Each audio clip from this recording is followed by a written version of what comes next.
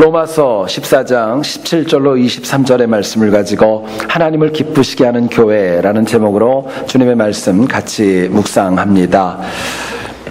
1952년도 노벨 평화상 수상자는 알버트 슈바이처 박사였습니다. 이 슈바이처 박사는 불과 26살의 나이에 철학과 신학과 음악 분야에 세 분야의 박사 학위를 받은 석학이었습니다. 게다가 의학 박사까지도 취득을 하여서 1913년에 아프리카 가봉의 랑바레네라는 지역에서 선교 사역도 시작을 하게 됩니다. 당시 랑바레네라는 지역은 아프리카에서도 가장 무덥고 또 독사와 악어들이 우글거리는 그런 곳으로 악명이 높은 지역이었습니다. 그러나 이 슈바이처는요, 선교사님들께서 쓰셨던 그 시설을 고쳐가지고 병원을 짓게 되었고 세상에서 가장 어렵고 힘들고 불쌍한 영혼들을 돌보면서 복음을 증거하기 시작했던 것입니다. 하지만 그분도 사람인지라 때로는 사역을 하다가 힘들고 쉽지 않은 시간을 만나면 한탄을 할 때도 있었다고 합니다. 이런 한탄이 많이 있었대요. 내가 이런 야만인들을 위해 이곳까지 오다니 내가 정말 바보구나.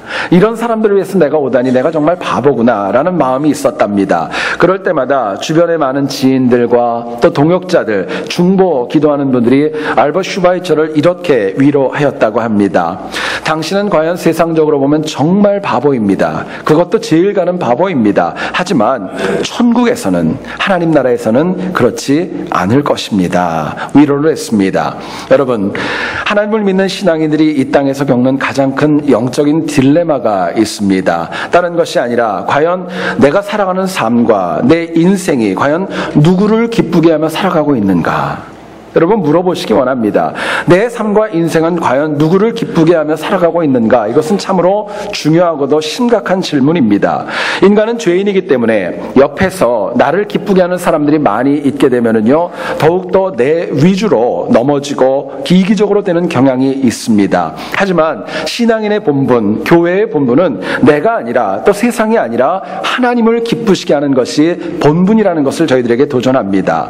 여러분, 세상에서는요, 비록 슈바이처처럼 때로는 좀 어리석어 보이고 바보같이 보여도요, 하나님께서 인정하시면, 하나님이 기뻐하시면은요, 그 인생은 실패한 것이 아니기 때문에 그렇습니다. 오늘 본문을 보시면은요, 18절을 한번 보시죠. 그리스도를 섬기는 자는 하나님을 기쁘시게 하며 사람에게도 칭찬을 받느니라 이야기합니다. 여기서 우리가 좀 주목해야 될 단어가 있습니다. 기쁘시게 하다라는 단어입니다. 헬라어 원어인 유아레스토스라고 하는 동사는요, 어떤 뜻을 가지고 있냐면요, 기쁨으로 누군가를 용납하다, 기쁜 마음으로 누군가를 받아들이다라는 뜻을 가지고 있습니다. 하나님께서, 여러분 한번 생각해 보세요. 하나님께서 기쁨으로 용납할 만한 교회라면은요, 더 이상 뭘 바라겠습니까? 하나님께서 만약에 우리 개개인을 향하여서 기쁨으로 우리들의 삶을 용납하신다면 이보다 더 복된 인생이 어디 있겠습니까? 2015년도 교회 표어를 기도하는 가운데 하나님을 기쁘시게 하는 교회라고 정하고 이제 나아가려고 합니다. 여러분, 과거 우리들의 삶이, 저를 비롯한 우리 모두가 하나님을 기쁘게 하기보다는 때로는 마음 아프게 할 때도 있었고 하나님 앞에 정말 누를 끼칠 때도 저희들의 삶 가운데는 적지 않게 있었습니다. 그러나 이제부터라도 우리 각자와 우리 교회가 다른 무엇보다도 하나님을 기쁘시게 하는 것, 하나님 보시기에 기쁨으로 용납할 만하고 하나님 보시기에 기쁨으로 받아들일 만한 삶을 살아간다면요, 우리에게 주신 은혜, 우리에게 주신 사명 온전히 감당할 수 있기 때문에 그렇습니다. 본문을 통하여서 우리가 과연 2015년 우리가 어떻게 하면 하나님을 기쁘시게 하는 교회와 우리 개개인의 삶이 될 수 있을까? 본문이 주는 도전을 같이 한번 나누어 보기를 소원합니다. 첫 번째로 생각할 것은요, 우리가 하나님을 기쁘시게 하기 위해서는요, 섬기는 공동체가 되어져야 합니다. 섬기자는 거예요. 본문 18절을 다시 한번 보시죠. 이로써 그리스도를 섬기는 자는 하나님을 기쁘시게 하며 사람에게도 칭찬을 받느니라 말씀합니다. 바울은 강조합니다. 그리스도를 섬기는 자가 하나님을 기쁘시게 한다고요. 그리스도를 섬기는 영혼이 하나님을 기쁘게 한다고 이야기합니다. 여러분, 여기서 이 섬긴다라는 말의 원어를 보면은요, 종으로서 주인에게 봉사하다는 뜻입니다. 또 종으로서 주인에게 복종하고 또 순종하다라는 뜻을 가지고 있습니다. 여러분, 섬김이라는 단어를 생각하면은요, 너무너무 귀하고 복됩니다. 근데 더 귀하기 위해서는요, 섬기는 대상과 섬기는 동기가 더 바르게 정립되어져야 마땅한 것입니다. 이를테면 이렇습니다. 사람을 섬길 때, 내 주변에 있는 누군가를 섬길 때 하나님이 기뻐하실 수도 있지만 안 기뻐하실 수도 있는 것입니다. 역으로, 그러나 우리가 하나님을 섬기게 되면은요, 당연히 내 주변에 있는 사람들에게도 기쁨과 보람을 줄 수 있는 것이 마땅한 것입니다. 그렇기 때문에 우리가 하나님을 기쁘시게 하기 원한다면은요, 우리의 섬김의 동기에 하나님을 섬기려는 열정이 가장 우선시 되어져야 될 필요성이 있는 것입니다. 그런데요, 우리 인간은 참 악하고 죄인이기 때문에 누군가를 갖다가 섬기는 것보다는 섬김을 받는 거 좋아합니다. 그리고 섬긴다는 것 자체를 굉장히 부담스러워하고요, 쉽지 않은 것으로 여기는 것입니다. 한때 한국에서는요, 며느리들이 아파트로 이사를 갈 때 시어머니가 잘 찾아오지 못하도록 아파트 이름을 굉장히 어려운 아파트를 정했다고 합니다. 영어를 굉장히 많이 길게 한다거나 아니면 발음하기도 쉽지 않은 그런 아파트를 정해가지고 시어머니들이 적어도 못 찾아오도록 그렇게 했답니다. 근데 여러분, 요즘은 트렌드가 바뀌었다는 거 아세요? 요즘은 굉장히 쉬운 데로 간다고 합니다. 이유가 있다면요, 시어머니가 혼자 못 오니까 더 얄미운 시누이를 데리고 오는 거예요. 그러니까 그거 싫어가지고요, 이제는 쉬운 아파트를 정해서 혼자 찾아올 수 있도록 시누이 빼놓고. 여러분, 사람이 섬김을 받는다는 거, 이거 참 좋아합니다. 근데 섬기는 거는요, 누구나가 다 쉽지 않고 어려워한다는 것을 보여주는 것입니다. 자, 그렇다면 우리가 섬기는 공동체로 하나님을 기쁘시게 하려면 어떻게 해야 될까요? 섬기는 공동체가 되기 위해서 과연 무엇이 필요할까 묻습니다. 본문은 이렇게 얘기를 합니다. 우리 각자가 서로에게 덕과 화평을 세우는 일에 헌신을 하셔야 됩니다. 덕을 세우는 공동체가 되어질 때 비로소 섬길 수 있다는 거예요. 19절을 한번 보시죠. 우리가 화평의 일과 서로 덕을 세우는 일을 힘쓰나니 이야기합니다. 여러분, 여기서 이 덕을 세우다, 헬라의 원어인 오이코도메라는 동사는요, 어떤 건물을 세우다라는 뜻입니다. 뭔가를 지어나가고 건축하다는 뜻을 가지고 있습니다. 인간이 덕을 세우고 화평할 때 하나님께서 너무나도 기뻐하시지만 이것은 인간의 결단과 각오로는 잘 되지 않는다는 것 여러분 잘 아실 것입니다. 실제로 죄인인 인간은 덕을 세우고 화평을 만들기보다는 서로를 폄하하고 화평을 깨는 경우가 너무나도 많이 있기 때문에 그렇습니다. 결국 인간은요, 서로를 향해서 선한 언행으로, 하나님 기뻐하는 선한 언행으로 화평을 이루고 덕을 세우는 그 결단과 지혜가 저희들에게 필요한 것입니다. 그런데요, 많은 분들을 보면은요, 사람들 앞에서는 덕을 세우고 화평을 이루는 말 참 잘합니다. 공개적으로 하는 건 참 잘해요. 그런데 실제의 삶을 보게 되면은 덕을 세우고 화평을 이루는 그 모습을 보면은요, 너무나도 부족한 것을 참으로 많이 봅니다. 여러분, 우리가 많이 쓰는 말 가운데 그런 속담이 있죠. 낱말은 새가 듣고 반말은 쥐가 듣는다라고 이야기합니다. 여러분, 근데 한번 생각해 보세요. 낮에 새가 우리가 말하는 거 들은들 무슨 소용이 있겠어요? 쥐가 우리들이 말하는 거 들은들 무슨 소용이 있겠습니까? 새하고 쥐는 말을 못하는데. 여러분, 그렇잖아요. 결국 이 말은 무슨 뜻입니까?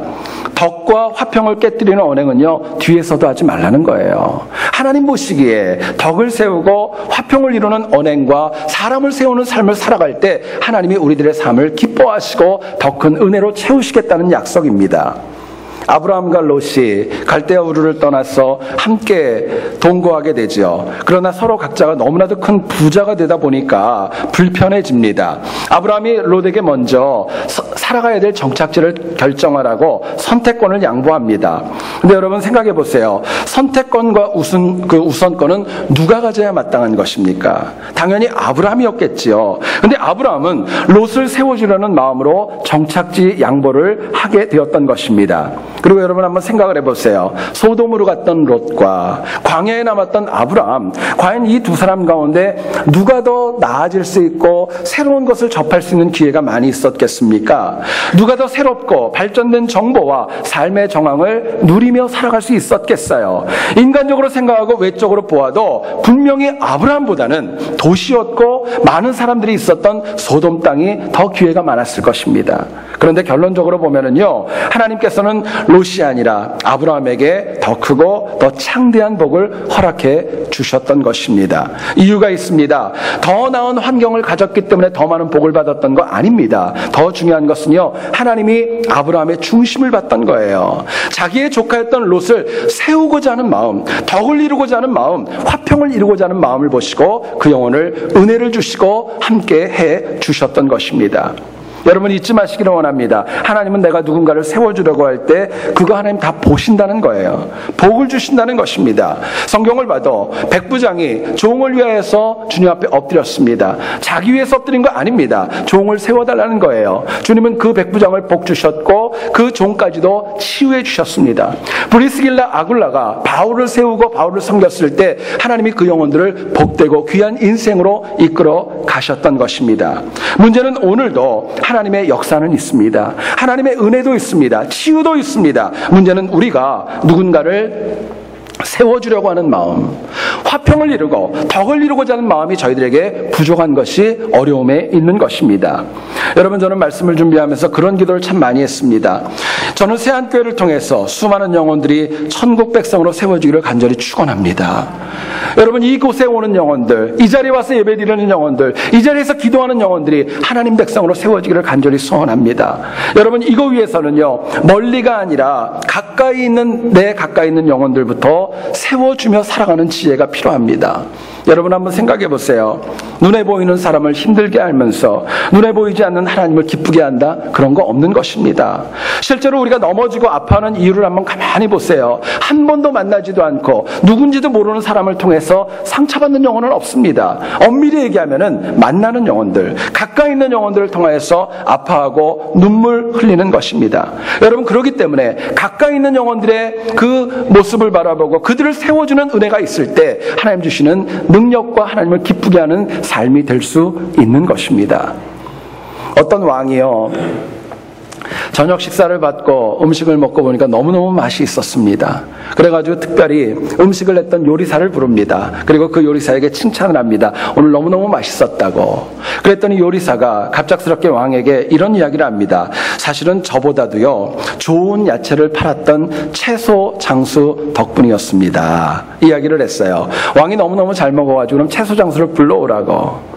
채소 장수가 왔습니다. 역시 칭찬을 했습니다. 그러자 이 채소 장수가 또 이야기합니다. 사실은요, 이 신선한 야채를 잘 키운 농부 덕분이었습니다. 농부가 잘했다고 이야기를 했어요. 또 농부를 불러왔습니다. 너 너무너무 수고해서 내가 참 잘 먹었다. 칭찬을 해줬어요. 그러자 농부가요, 또 다른 분을 추천을 합니다. 이렇게 얘기했답니다. 제가 땅을 갈아 씨를 심어도 때에 따라 비를 주시고 햇빛을 주시는 분이 없었다면 저는 아무것도 할 수 없었습니다. 감사는 하나님께 드려야 됩니다. 감사는 하나님께 드려야 됩니다. 이야기를 했어요. 여러분, 이 이야기를 보면은요, 우리가 두 가지의 큰 차이점을 보게 됩니다. 하나는 뭐냐면은요, 누구누구 때문이다 라는 말이 나오고 누구누구 덕분이다 라는 말이 나옵니다. 여러분, 유사해 보이지만은요, 의미가 달라요. 하나님께서 과연 우리 주변에 있는 사람들을 향해서 내가 저 사람 때문이다 이야기하는 사람과 저 사람 덕분이다 이야기하는 것, 무엇을 더 기뻐하실까? 여러분 생각하셔야 되겠죠. 우리가 누구누구 때문이다 이야기하면은요, 그 사람을 갖다가 세워주기보다는요, 좀 끌어내리고 폄하하는 그런 뉘앙스가 더 많이 있는 것입니다. 그러나 누구누구 덕분이다 이 말은요, 누군가를 세워주려는 마음이 가득할 때 우리가 사용할 수 있는 단어입니다. 여러분, 사람은 죄인이기 때문에요, 가까이 있는 영혼에게 내가 어떻게 하느냐에 따라서 내 마음과 그 사람과 하나님의 마음도 달라질 수 있는 것입니다.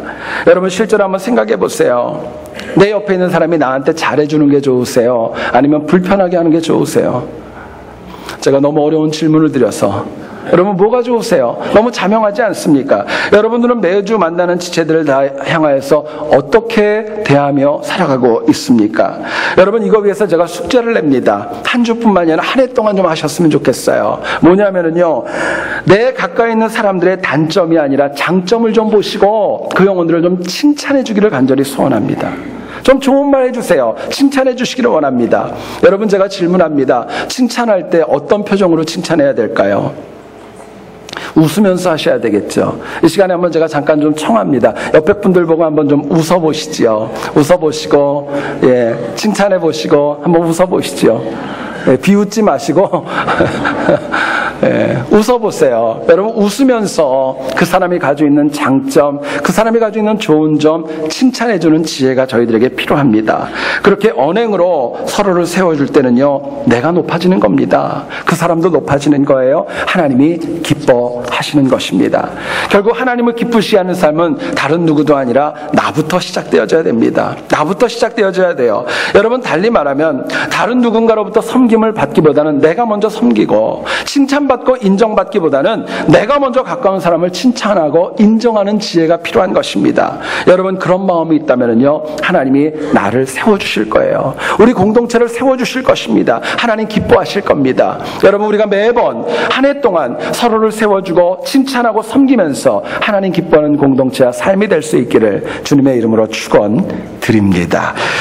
두 번째로 생각할 것은요, 하나님을 기쁘시게 하기 위해서는요, 믿음을 지키는 공동체가 되어져야 합니다. 믿음을 지키자는 거예요. 본문 22절입니다.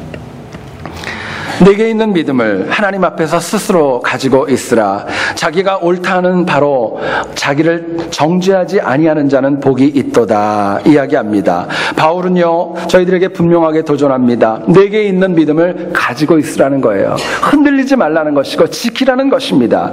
여러분, 이것은 인간이 죄인이기 때문에 은혜가 없다는 거 아닙니다. 은혜가 있지만 그것을 때로는 너무나도 믿음이 식어지고 잃어버리고 상실하는 경우가 많이 있기 때문에 그렇습니다. 우리가 천국에 가기까지요, 반드시 잃어버리지 말아야 될 귀한 영적인 도전이 있습니다. 뭐냐면요, 때마다 일마다 내 인생에 채워주셨던 그 은혜와 그 믿음을요, 훼손하지 않고 상실하지 않고 끝까지 유지하는 것입니다. 하나님 나라에 가는 그 순간에도 가장 뜨거운 믿음으로 하나님을 만날 수 있다면요, 그 인생은 너무나도 복되고 귀한 것입니다. 여러분, 실제로 우리들의 삶을 가만히 한번 보세요. 무엇이 되었다는 것보다도요, 된 그것을 가지고 유지하는 것이 훨씬 더 힘든 것입니다. 박사학위를 땄다는 게 중요한 거 아닙니다. 박사답게 연구하는 게 더 어려운 거예요. 목사가 됐다는 것보다도 목사답게 목사로서 살아가는 것, 이것이 더 어렵고 쉽지 않은 것입니다. 여러분, 이처럼 무엇을 지키는 것이 쉽지 않은데 이유가 있습니다. 그만큼 많은 영적인 도전과 영적인 박해가 주변에 많이 있기 때문에 그렇습니다. 저희들이 성경을 보시면은요, 얼마나 많은 등장인물이 나옵니까? 아브라함도 나오고, 이삭도 나오고, 야곱도 나오고, 다윗도 나오고, 너무나도 많은 영혼들이 나오지만은요, 어느 누구도 한 번도 넘어지지 않은 적이 없었습니다. 왜 그랬을까요? 그분들이 믿음이 없기 때문에 넘어진 거 아닙니다. 그들이 믿음이 있었지만 악한 세력의 공격 가운데 넘어지고 믿음을 잃었을 그 순간에 그들이 범죄하고 하나님 앞에 넘어졌던 것입니다. 여러분, 우리가 믿음을 지키면 지킬수록, 노력하면 노력할수록 마귀가 우리의 믿음을 더 넘어뜨리려고 공격한다는 것도 우리에게 주는 귀한 도전입니다. 그럼에도 불구하고 신앙인이 나에게 주셨던 믿음을 영적인 전쟁 가운데도 끝까지 지키는 것, 그럴 때 하나님 주시는 은혜가 있고 하나님을 기쁘게 하는 인생을 살아갈 수 있는 것입니다. 여러분, 유럽에 가면은요, 대부분의 큰 도시마다 엄청난 규모의 교회가 있습니다. 그리고 그 교회의 대부분에는 그 경내에는 그 교회에서 신앙생활을 했던 분들을 안장하는 공동묘지가 거의 대부분이 다 있습니다. 지금도 유럽 사람들은요, 90% 이상이 자신들을 정체성을 얘기할 때 기독교인이라고 이야기합니다. 문제는 뭐냐면요, 기독교인이라고 얘기하는데 예배드리지 않습니다. 어떤 혹자는 그런 얘기도 하더라고요. 기독교인이라고 얘기하는 유럽인들이 평생의 예배를 2번 드린대요. 한 번은 뭐냐면요, 결혼식 할 때 교회 가고요. 두 번째는 장례식 할 때 교회를 간다고 합니다. 그리고 지금 남아있는 대부분의 교회 교인들을 보면 연세가 드신 노인들이 대다수를 이루고 있고요. 또 유럽의 유서 깊은 많은 교회가 이제는 박물관이 되어지고 관광지가 되어지고 심지어는 위락시설로 바뀌고 있는 것이 오늘의 현실이라고 합니다. 여러분, 유럽만 그런가요? 미국은 어떤가요? 여러분, 오늘날 미국에도요, 1년에 4,000개의 교회가 사라지고 있다는 거 아십니까? 한국에 수많은 교회가 있지만 60%가 주일학교가 없는 교회로 지금도 유지되고 있다는 것을 여러분 아십니까? 청교도 신앙으로 무장되어진 이 땅 미국과 세계 최고의 부흥을 보여줬던 한국의 경우도 앞으로 다가오는 시간 속에서는 그렇게 낙관적이지 않다는 것을 저희들에게 보여줍니다. 여러분, 문제가 뭘까요? 복음이 없는 거 아닙니다. 사역자가 없는 것도 아닙니다. 교회가 없는 것도 아닙니다. 문제는요, 내가 전수받은 믿음, 은혜로 받은 믿음을 내가 지키지 못하기 때문에 그렇습니다. 그 믿음을 유지하지 못하기 때문에 다 잃어버리는 거예요. 자, 그렇다면 우리가 하나님을 기쁘시게 하기 위해서 내 믿음을 지키려면 과연 어떻게 살아가야 될까요? 믿음을 지키기 위해서 뭐가 필요할까 묻게 됩니다. 본문은 저희들에게 이렇게 얘기를 합니다. 성령 충만해야. 성령 충만해야 우리가 하나님 주신 믿음을 지키며 살아갈 수 있는 것입니다. 본문 23절을 한번 보시죠. 의심하고 먹는 자는 정죄되었나니 이는 믿음을 따라하지 아니하였기 때문이라. 믿음을 따라하지 아니하는 것은 다 죄니라 말씀합니다.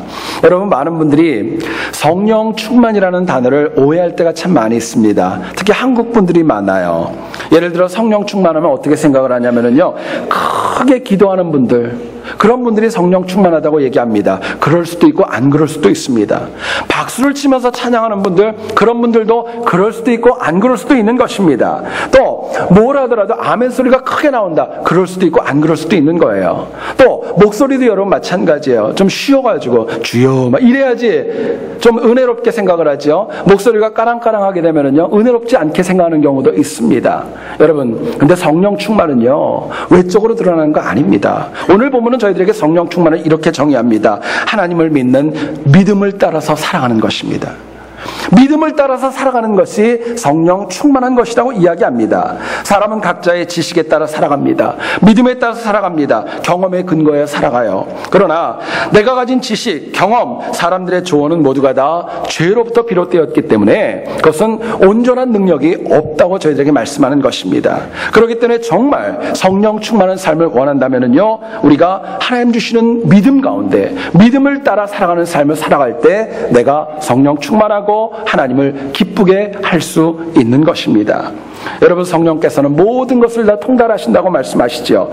성령께서는 우리가 꼭 해야 될 것을 보여주시고 이끌어 가시기에 그분의 말씀을 믿음으로 따라갈 때 우리들의 삶은 온전할 수밖에 없기 때문에 그렇습니다. 저희들이 성경을 보면 고넬료라는 사람이 나오죠. 여러분, 베드로가 고넬료 가정을 방문하기 전에 베드로가 많은 갈등이 있었다는 것을 아실 겁니다. 믿음을 따를 것인가, 성령의 음성을 따를 것인가, 아니면 유대의 전승과 전통을 따를 것인가, 굉장히 많은 갈등이 있었습니다. 당시 유대인들은 선민의식이 강해가지고요, 이방인과 같이 식사하는 것 굉장히 부정하고 죄로 여겼습니다. 그런데 하나님께서 어느 날 갑자기 기도하는 베드로에게 하늘로부터 부정한 짐승들을 보여주시면서 그거 잡아먹으라는 거예요. 평소 같으면 베드로가 도저히 안 할 것 같은데요, 놀랍게도 그 말씀에 순종하게 됩니다. 여러분, 베드로의 위대함이 있습니다. 성령 하나님의 음성에 믿음으로 순종하게 되었고 결국 그 순종을 따라서 고넬료의 가정까지 가게 되었던 것입니다. 여러분, 생각해 보시면은요, 베드로가 성령의 음성에 믿음대로 따라 행했기 때문에 고넬료 가정 역시 이방인이었지만 최초로 성령 충만을 체험할 수 있었던 것입니다. 역으로 만약에 베드로가 성령 충만함이 없었다면은요, 어쩌면 고넬료의 이야기는 사도행전에서 사라졌을지도 모르겠습니다. 여러분, 제 얘기를 잘 들어보세요. 한 명의 영혼이라도 성령 충만하면은요, 하나님이 그거 묻어두지 않습니다. 외면하지 않습니다. 오히려 주변을 변화시키는 힘으로 쓰시는 거예요. 한 명의 성령 충만이 주변을 바꿀 수 있는 것입니다. 그런데 역으로 적용되어지는 경우도 있습니다. 한 사람이 패역하고 고집스럽고 악함을 가지고 있다면 모든 사람들을 악하게 만들 수도 있는 것입니다. 여러분, 그렇기 때문에 우리가 이 패역한 세상을 살아도 정말 하나님을 기쁘시게 하기 원한다면요, 성령 충만한 가운데, 말씀을 주시는 가운데 믿음에 따라 살아가는 지혜가 저희들에게 필요한 것입니다. 요한복음을 보면 예수님 14장 26절에 이렇게 얘기하십니다. 보혜사 곧 아버지께서 내 이름으로 보내실 성령, 그가 너희에게 모든 것을 가르치고 내가 너희에게 말한 모든 것을 생각나게 하시리라 말씀하십니다. 여러분, 성령 충만은요, 추상적인 거 아닙니다. 이론적인 것도 아닙니다. 하나님께서 말씀으로 주신 것들 생각나게 하시고 가르쳐 주시는 그곳에서 성령 충만이 시작되어지는 것입니다. 그리고 그렇게 들은 말씀, 그렇게 마음에 감동이 됐던 믿음대로 살아가는 것, 그것을 성령의 충만함으로 저희들에게 말씀합니다. 여러분, 문제는 성령께서 저희들에게 말씀하십니다. 가르쳐 주세요. 생각나게 하십니다. 근데 우리가 그대로 따라가지 않고 악한 것을 먼저 추종하는 그 모습이 저희들에게 있음이 어려움입니다. 윈스턴 처칠을 여러분 잘 아실 거예요. 그분에 관한 일화가 참 많이 있습니다. 한 번은 어떤 여인이 처칠을 만나가지고 이렇게 얘기를 했습니다. 수상님, 연설을 할 때마다 정말 많은 인파가 모이니까 얼마나 흥분되시고 기쁘세요. 익사이트 하시죠? 이야기를 했습니다. 그러자 윈스턴 처칠이 웃으면서 이렇게 답을 했답니다. 사람들이 많이 모이니까 얼마나 기쁜지 모르고 흥분되는지 모릅니다. 그런데요, 제가 연설하는 것보다 만약에 내가 죄를 지어가지고 교수형에 처해진다면 아마 2배가 모일 겁니다. 2배가 모일 거라고 이야기를 했던 거예요. 여러분, 한번 보세요. 사람은요, 선한 것을 쫓아가는 것보다 악한 것을 쫓아가는 모습이 더 많이 있다는 것을 보여줍니다. 제 얘기를 잘 들어보시죠. 삶에서요, 우리들의 인생 가운데 거룩한 깨달음이 없고 깨달음이 없으니까 성령이 아닌 악한 소리를 듣는 것입니다. 깨달음이 없는 거예요.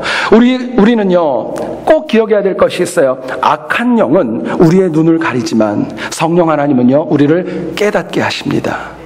악한 영은요, 우리 눈을 가려요. 듣지 못하게 합니다. 근데 성령 하나님께서는요, 마음을 열게 하시는 거예요. 듣게 하시는 겁니다. 믿음대로 따라가게 역사하시는 것입니다. 여러분, 가장 영적인 재앙이 있습니다. 깨달음이 없다는 거예요. 깨달음이 없다는 것은 성령 하나님의 이끄심으로부터 멀어지는 것입니다. 눈이 가려서 내가 하는 매사가 다 옳아 보이고 다 잘하고 있다고 생각한다면요, 그건 하나님의 음성 아닙니다. 여러분, 성령 충만한 영혼은요, 깨달음이 있습니다. 그래서 내가 아닌 믿음을 따라 살아가는 삶을 살아갈 수밖에 없는 것입니다. 여러분, 성령 충만은요, 그냥 되는 거 아니에요. 시간이 지난다고 되는 거 아닙니다. 하나님의 말씀이 내 인생 가운데 공급되어질 때, 그때의 성령 충만과 믿음을 따라 사는 삶이 가능한 것입니다. 여러분, 성령 충만하시면은요, 하나님의 말씀이 내 삶에 녹아집니다. 실천되어지는 거예요. 열매와 감사로 맺혀가는 것입니다. 그렇기 때문에 정말 성령 충만함을 원한다면요, 하나님의 말씀을 가까이 하고 묵상하는 결단과 지혜가 필요한 것입니다. 설교를 준비하다가, 저희 교회는 잘 안 하죠. 찬송가 뒤에 보면은요, 교동문이 나옵니다.